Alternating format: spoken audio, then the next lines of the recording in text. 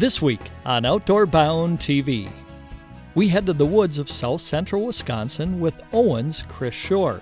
Now we find why Chris is so successful at finding whitetail sheds.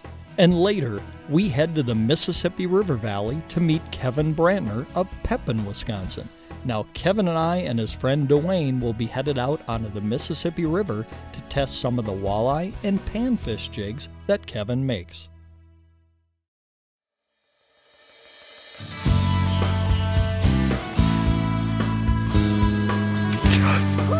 There's a fish. We got him.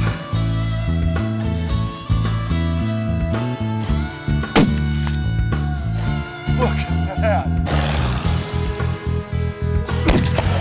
Nice buck.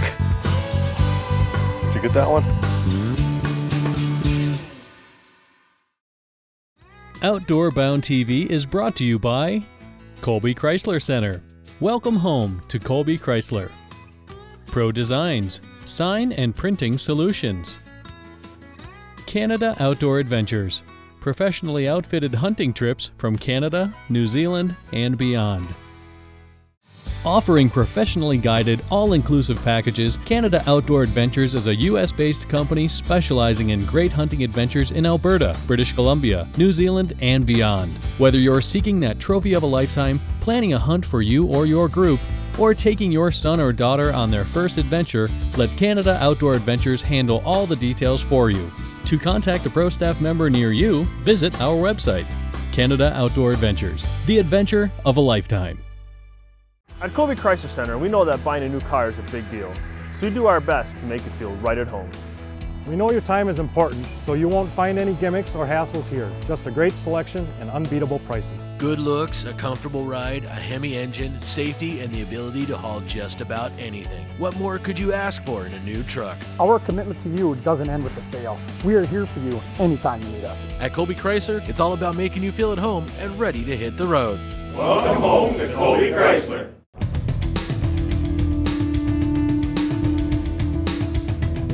Conceptual design, quality printing, and custom applications. Pro Designs, Sign and Printing Solutions. Over 20 years of professional service and experience. Pro Designs in Medford, from original concept to finished product. Get the recognition your business deserves.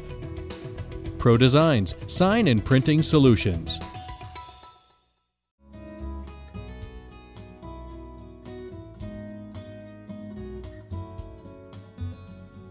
Hi everyone, welcome to Outdoor Bound TV. I'm your host, Kurt Walbeck. On this week's show, we're going to head into the woods of Wisconsin with my good friend Chris Shore from Owen, Wisconsin. Now the springtime's a great time of year to be into the woods. The trees are starting to bud out. Turkey hunting season is right around the corner, but it's also a great time to look for shed antlers. Now Chris is one of those guys that seems to have a real knack for finding whitetail sheds. Let's meet Chris right now. Hi, I'm Chris Shore from Owen, Wisconsin. Anybody who's known me for a brief moment in time knows how I have just a passion for the outdoors and hunting and fishing and trapping and just being outside. My dad, my uncles were very instrumental in that. I mean, I remember as a young boy, you know, a lot of fishing trips with my father. Hunting season would roll around for rifle season. You know, we were out in the woods and spending a lot of time, and it's just good memories of that stuff, and they really instilled that into me. My passion is just growing stronger and stronger, and now I have a son and a daughter at home too, and I mean, I hope I can pass that on to them. I enjoy my job. I'm a service manager in the automotive industry. I've been doing that for the past 20 years in the automotive industry anyways, and it's great that you get to see a lot of people and talk to a lot of different people. I mean, I get a lot of great stories of guys that come in, and it seems like all we talk about is hunting or fishing. I've been shed hunting now for probably the past 4 to 5 years, putting a lot of time in. It can be very addicting. I get excited about every single antler I find, be it the small ones or the big ones. And there's many a days you walk a lot of hours and don't find any at all. It can get frustrating, but I'll tell you, all of a sudden you're about ready to quit and boom.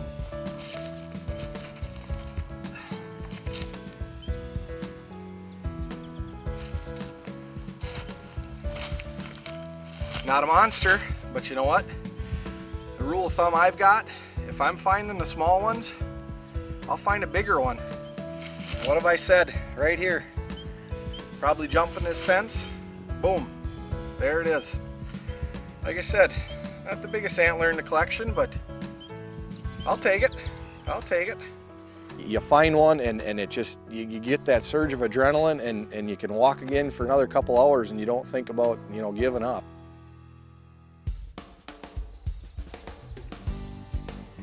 Today we're down in south central Wisconsin. It's the end of March. Typically it's a little cooler for this time of year. A lot of times we even have some snow on the ground. We have had just an unseasonably warm last few weeks. I mean, 70+ degree weather.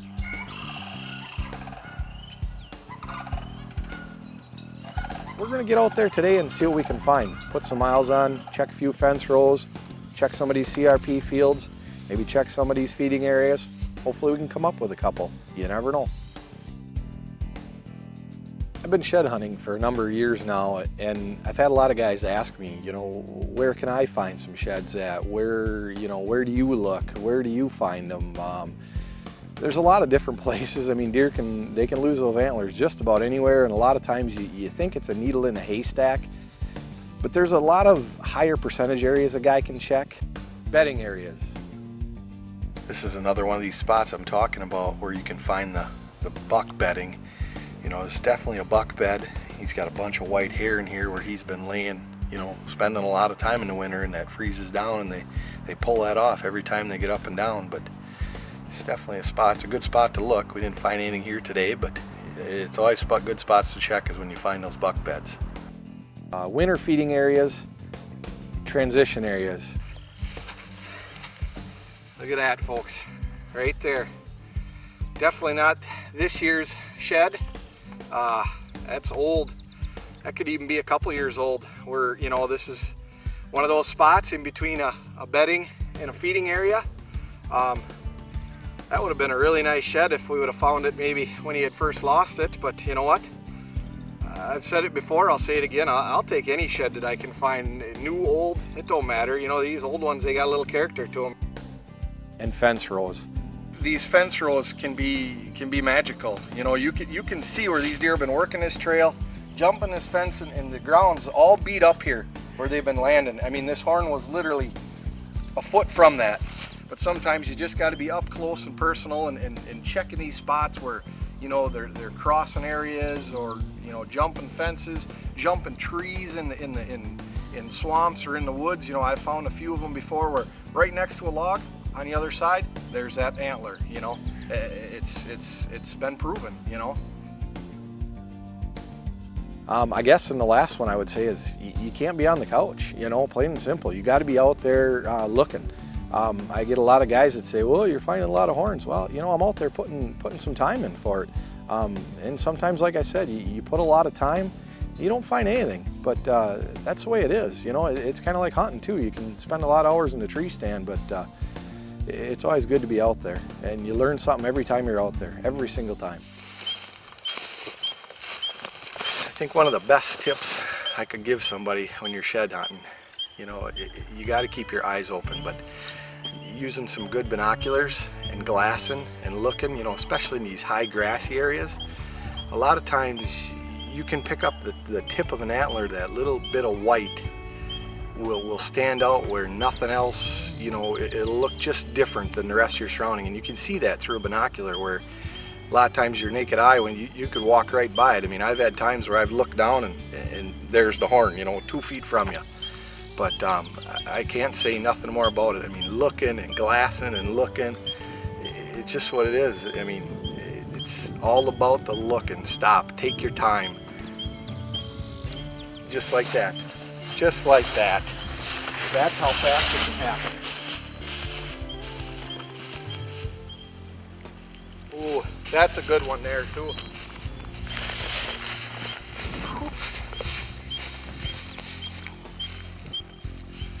This is why I shed hunt. I mean, you know, the possibility of even finding a shed from this guy, oh, and finding the whole thing, man, this is incredible. That's how quick you can find this stuff. We were just walking this edge of this CRP, checking these fence rows, looking at these transition zones.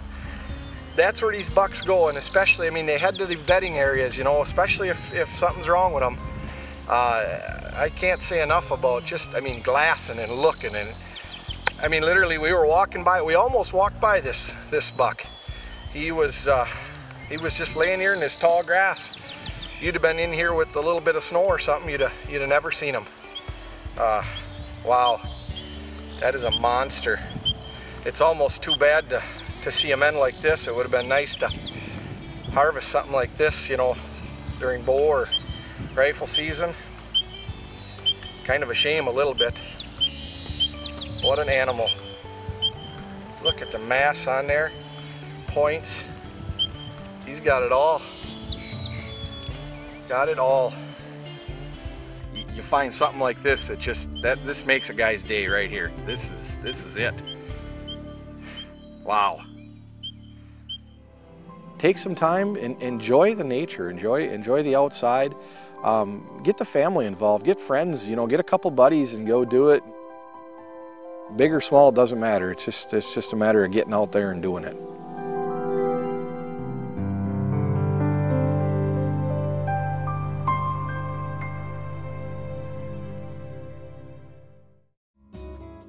Hey Chris, thanks for the great tips on how to find more whitetail sheds in the woods next spring.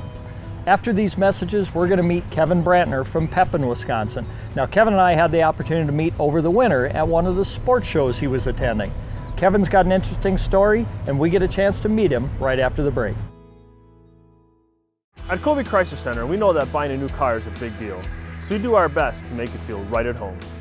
We know your time is important, so you won't find any gimmicks or hassles here. Just a great selection and unbeatable prices. Good looks, a comfortable ride, a Hemi engine, safety, and the ability to haul just about anything. What more could you ask for in a new truck? Our commitment to you doesn't end with the sale. We are here for you anytime you need us. At Colby Chrysler, it's all about making you feel at home and ready to hit the road. Welcome home to Colby Chrysler.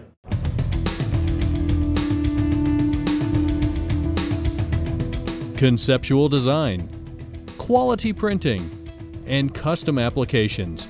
Pro Designs, sign and printing solutions. Over 20 years of professional service and experience.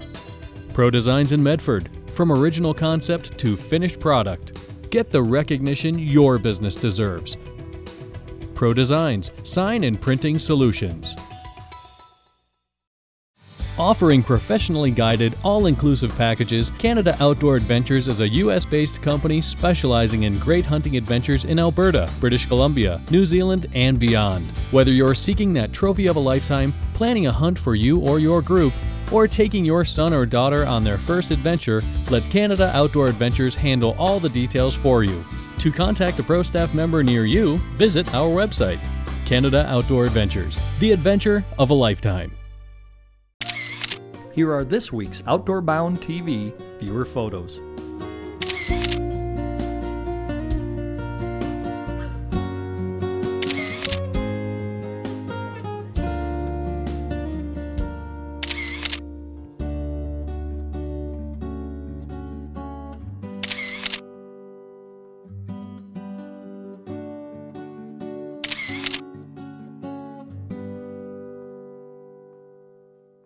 Hey Chris, those are some great tips on shed antler hunting. Thanks for taking us along, and congratulations on finding that great buck. Next, we're going to meet Kevin Brantner from Pepin, Wisconsin. Now, Kevin was diagnosed with MS a number of years ago, but he has not let his disease shape his passion for the outdoors. Let's head to Pepin right now.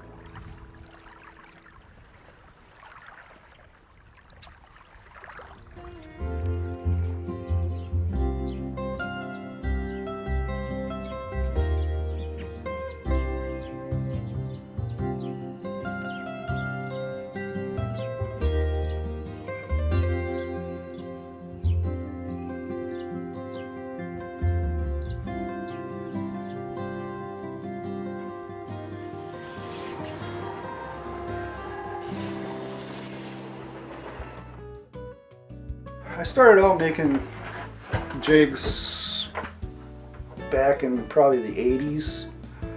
Well, then over the years I started making different ice fishing jigs. I found a mold. This is just a plain white one. It's just a base coat is all it is before I spray it and put the eyes on and everything. At first I was actually dipping them in the vinyl, and then I bought an airbrush and I did a lot of searching, research for paint. I just started spraying it on. Well, then you can still see all the detail with the scales and the gill plates and the fins and whatever on there. So they just looked a lot better. Well, then I just kind of figured out how to use the glow powder, and that's what I'm using now on everything I make for the most part. And that's why they glow so good. They actually kind of glow from within.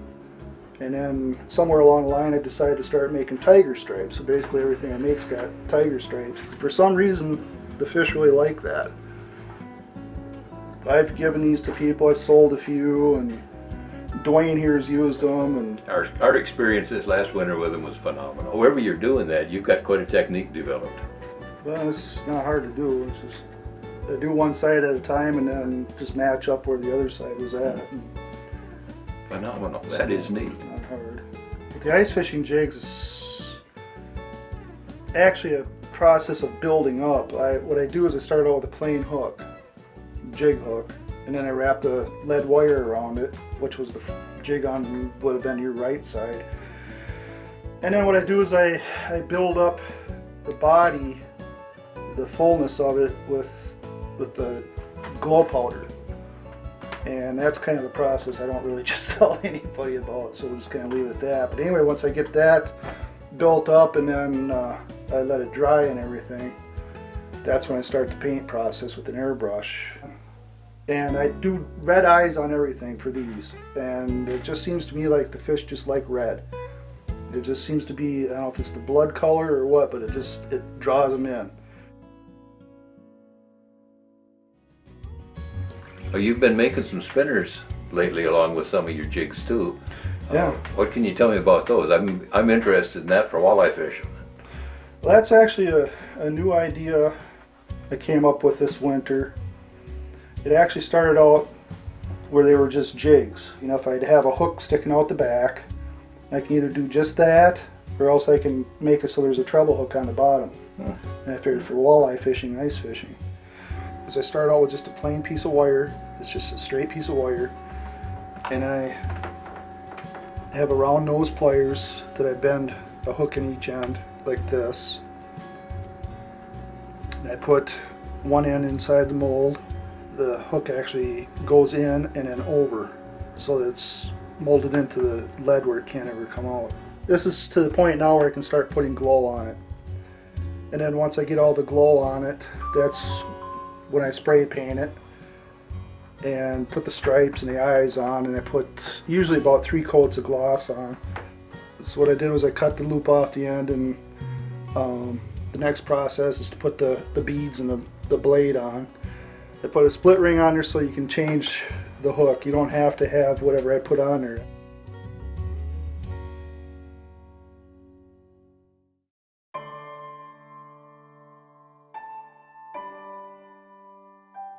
Well, I noticed when we got together at the sports show, you had an MS t-shirt on it. Yeah, I've got multiple sclerosis. I was diagnosed back in year 2000.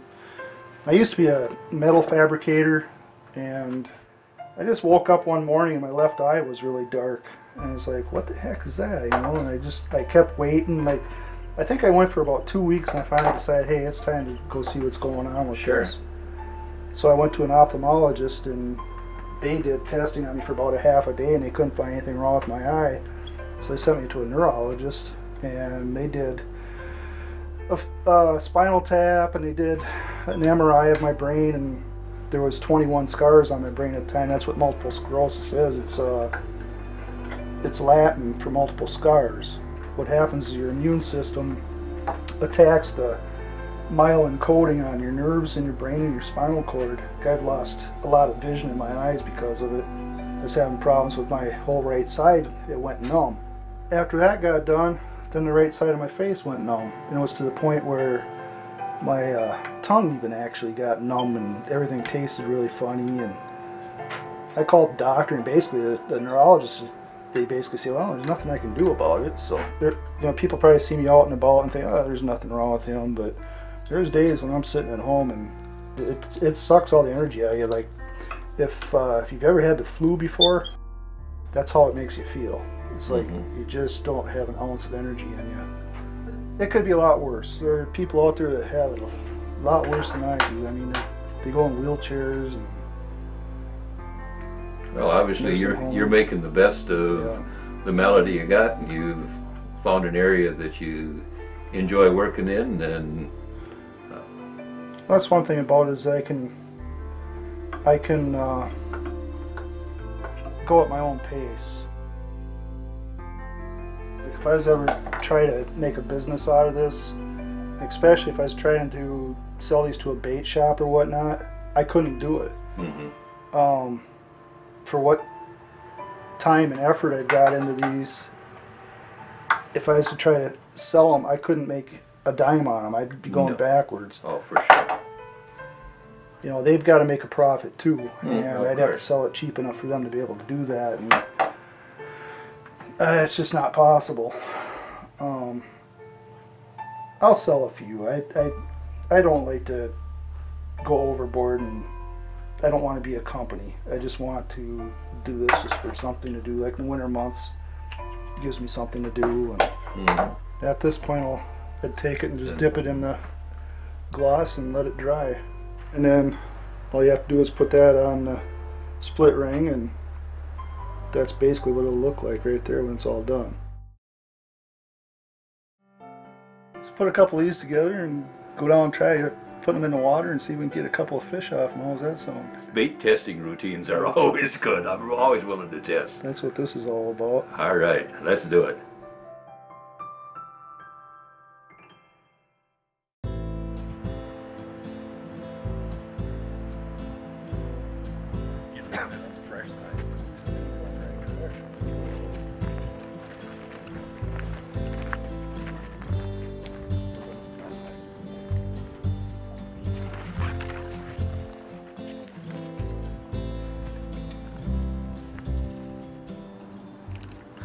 Today we're fishing on the backwaters of the Mississippi River, and we're fishing, it's middle of April, clear day. It's cold front conditions with a north wind. We've been fishing shallow water. It's probably 3 feet deep. What'd you call these things, Dwayne? Monster masher. Yeah, I'm gonna put on a black and red monster masher.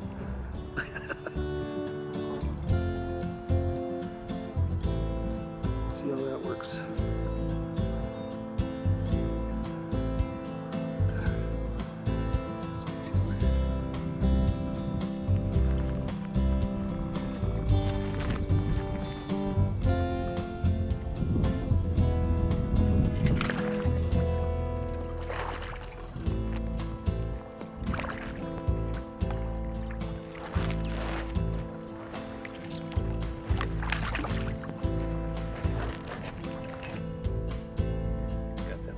In the jaw.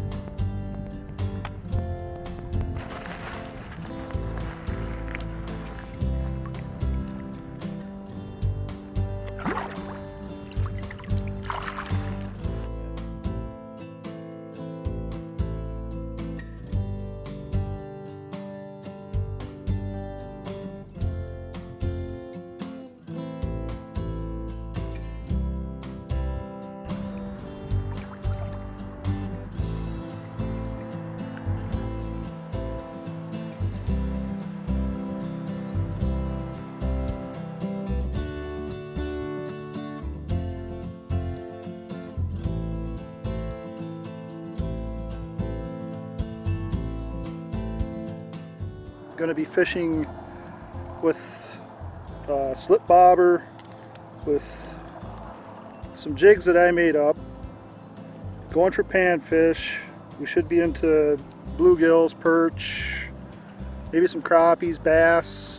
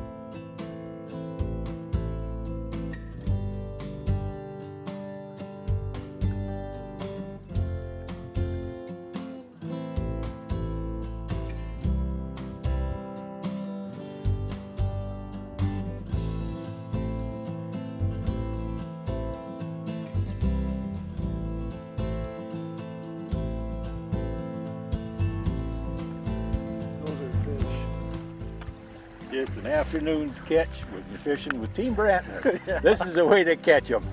Those Brantner jigs will do it every time. You don't stand a chance.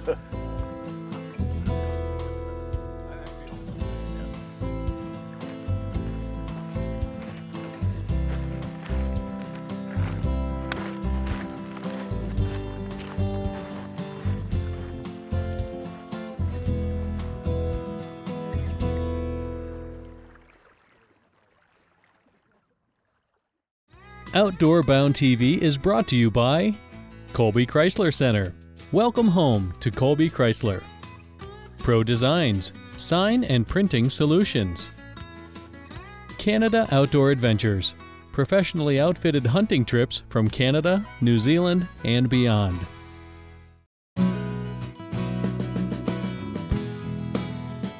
Hey, do you want to stay up to date on the cast and crew of Outdoor Bound TV? Find them on Facebook, or you can log on to their website, outdoorbound.tv. Hey Kevin, that looked like a pretty successful lure test to me, and I think you're right. The fish probably don't stand a chance with those Team Brantner jigs and lures. Folks, if you'd like to learn more about Kevin Brantner or speak to him about his jigs and lures, find him on Facebook at facebook.com/Team Brantner. Join us again here next week and we'll bring you more great hunting and fishing action from around Wisconsin, around the nation, and around the world, right here on Outdoor Bound TV. Hi, I'm Chris Shore from Owen, Wisconsin. I'm Kevin Brantner from Pepin, Wisconsin. Outdoor Bound TV will be right with you, right? But no, we want to do the other thing. You can shut it off anytime now.